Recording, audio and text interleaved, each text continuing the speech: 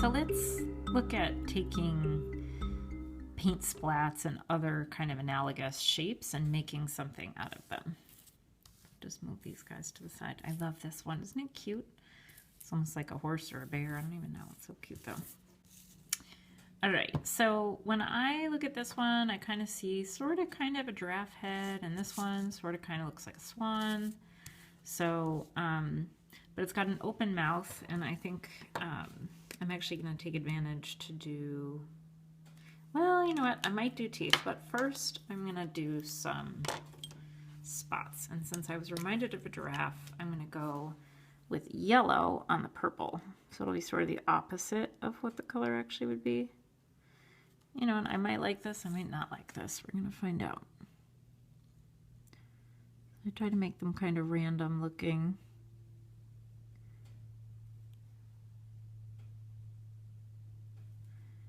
Not too regular.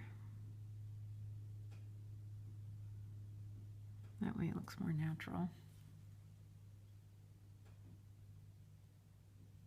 Some kind of running off of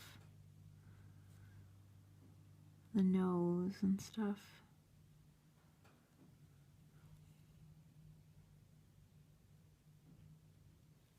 Like that.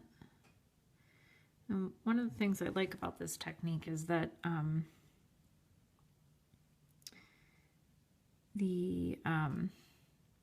you're going to end up cutting my pen is leaking, can you tell?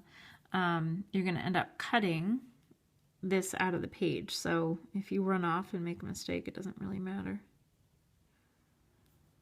I guess the top there would probably be brown, so I'm going to actually come down a little further. Like that. All right, now I'm going to leave that alone for a minute and see if it's going to dry. Given that this pen is leaking, I'm not sure what's going on. And I'm going to come down to this one for a minute while I'm waiting on that. It's not exactly swan-like, and I'm not sure if I want to go in a swan direction with this or not. So sometimes what I'll do is just kind of turn it around a little bit and see if my imagination kicks in with anything different.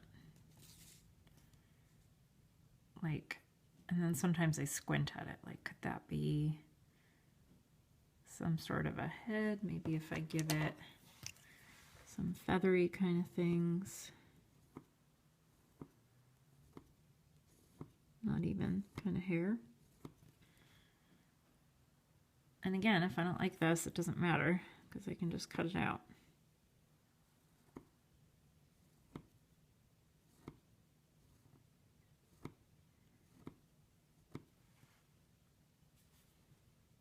So a lot of this is just play and experimentation.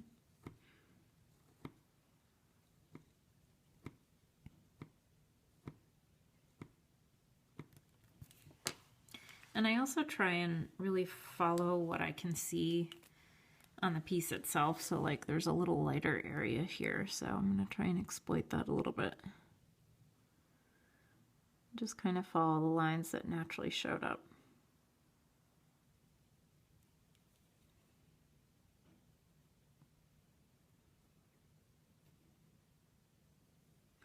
You know, it feels a little elephant-like to me.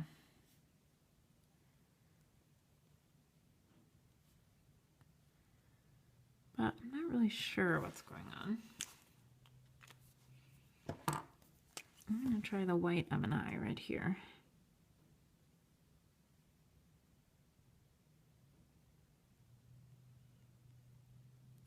It's looking far more angry than I'd like. But I'm not going to let that deter me because I know I can change it.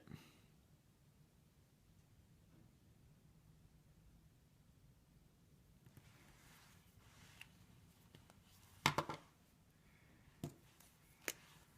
think I'm going to come around, well, no, the black's not really going to show up, so I'm going to come around with some orange.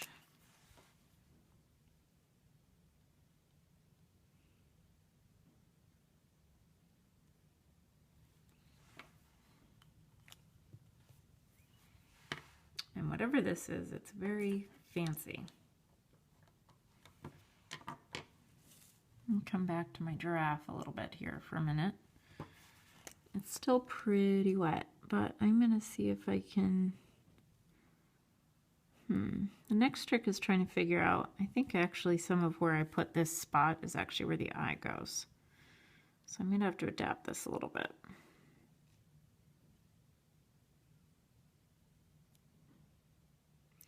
Part of the whole trick here is, though, that it's all a little distorted, and that's part of what's special about it. So you have to kind of be ready just to roll with it in that regard. And I'll kind of go back and forth like that between a few different pieces, and if something isn't working, like these lines here, I might go ahead and cut something out just to see if it clicks more into place.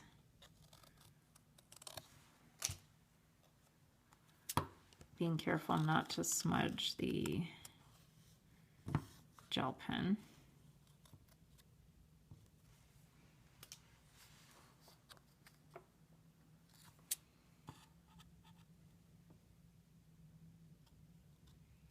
And you can see that the cutting takes a careful hand and mostly lots of patience. Go slow. And for folks who do mentoring with me, you know that that's kind of a constant mantra. Slow down. So much of what we all need, isn't it? And I'm changing the angle on the mouth here a little bit because I can.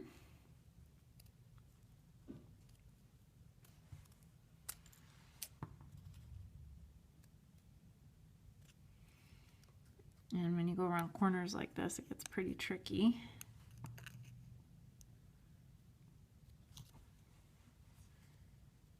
Work carefully.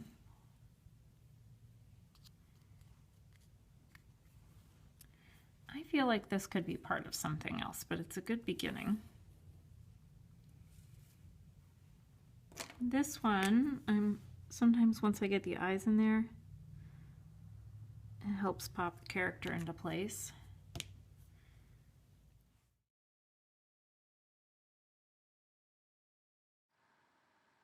So now I'm going to start with a pre-prepared background page. I do a lot of backgrounds. This one is with Neo colors and it's smudged with gesso.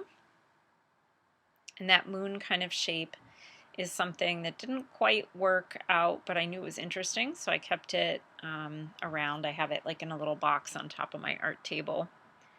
And I painted those two little figures as well. I like how it's very kind of rough and Giacometti looking. That artist used to do those very tall figures. And I'm going to attach them to the page with matte gel. It's something that's used with paint, but it's also great adhesive, and I use it on my journal pages a lot. So you can see I just try to get a good coating over the entire piece of paper. And then, you know, obviously that part's got an edge, so I'm kind of just lining it up. And I'm going to press it down to make sure I get good adhesion all the way around, even on the corners. And then I let go.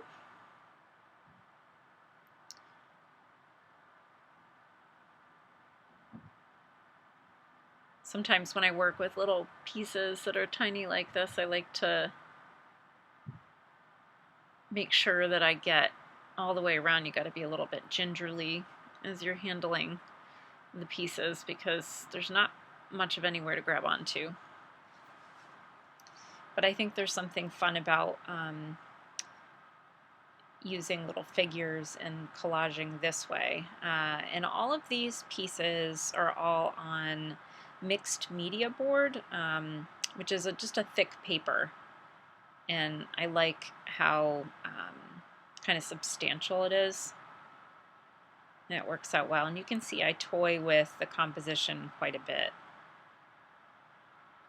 before actually really affixing it down. And you can see some of the gel medium smooched it, like kind of smudged out.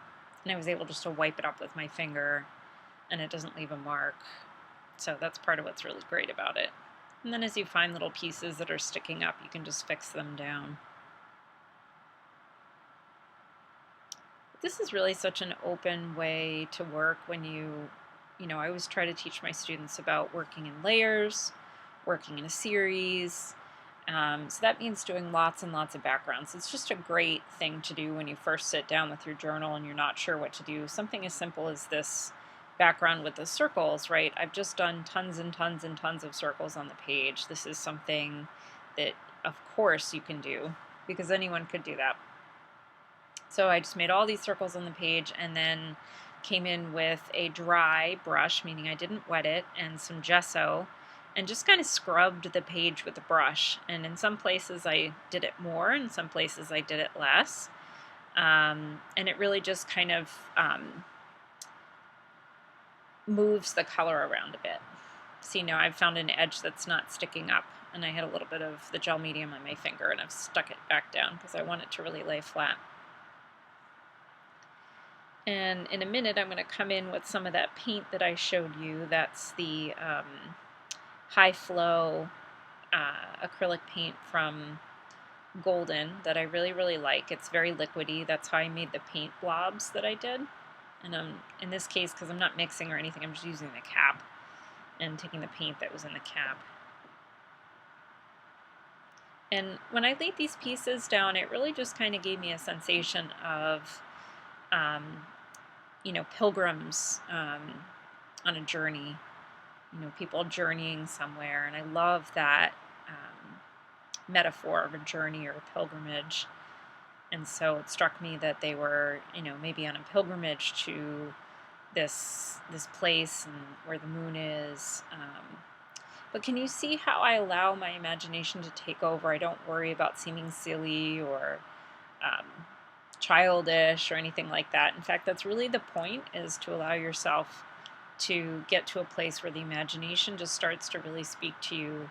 And I think the more that, you know, this is something that I work with people in my classes a lot, is really getting that inner critic out of the way, you know, those voices that talk to you and say, that's not good enough, that's not right, and it really kind of chokes you up. But once you start to really open up to the process, you can really start to hear some of that internal narrative that I think when we're kids can often really take over and helps us play. And you can really play with art this way and have, you know, what I consider a very prayerful experience with your journaling. And so now I'm adding that little deer, you know, or fanciful animal, whatever it is. And in the end, they've met up with another figure. And I really love how this turned out.